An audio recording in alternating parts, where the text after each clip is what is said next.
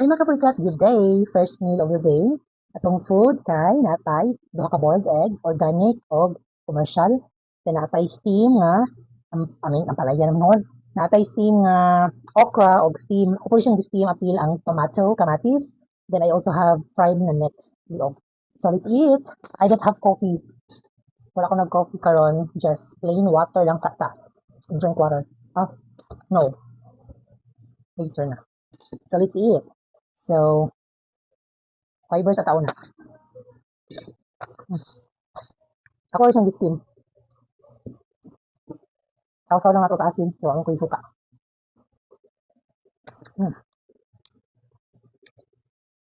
Lamig ko siya sausawan sa suka. Ginamos. Then, atong organic na egg. Gusto ko gani. Kaso lang nalimtan ako. Nadugay-dugay na ako siya paong. Pero okay lang, okay. Ang iyang yolk, di man kapon kay siya. Luto kay. Medyo basa-basa. Kaya di lang siya rani.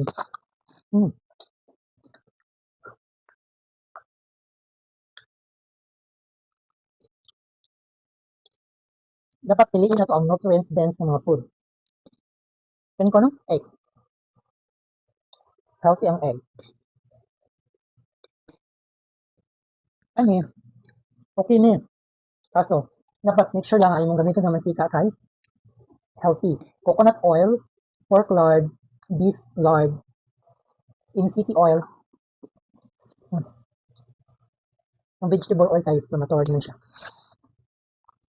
Much better if mantika sa baboy. Kaning usa kay maragumo ang yolk. Ay mo already gihapon. Pero at least dito siya hard. Then atong tomato.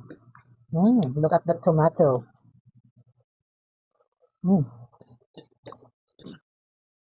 Yapin niya kung steam akong tomato.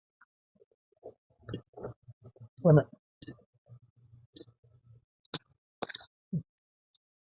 Nag-crave lang ko gulay today.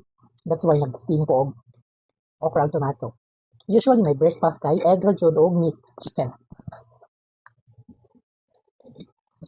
Nag-crave lang ko og gulay. That's why. Pero kanina mga gulay, okra, talong, batong, pasok na siya sa low carb. Ang kalabasa, dili. Hindi siya pasok kay starchy food sick.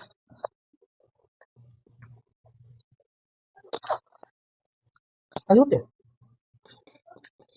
Pasok po.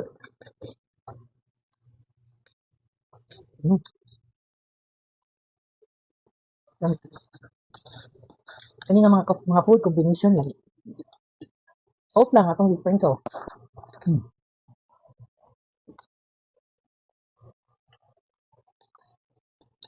Sabi uban din hato okra kay matika magmalaway-laway. Pero ako na okra. Namin yung may ginamos. Wala na ginamos na hurot na. Tingok kay ko. Dapat sa'yo aram ng kainit.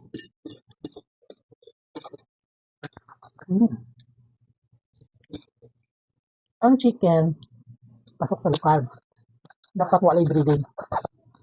Pero namin mga breeding kami nga baligya ang pasok sa lokal. Pwede ka magamit coconut flour, almond flour. Basta, ipikon mo siya sa healthy nga mantika.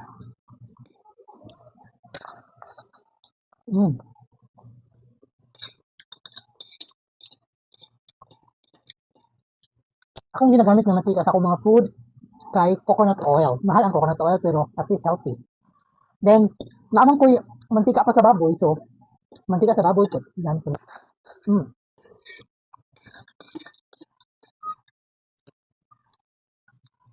Ganit kung gitting nga anang kamatis niya kumuton sa itlog or itlog maalat.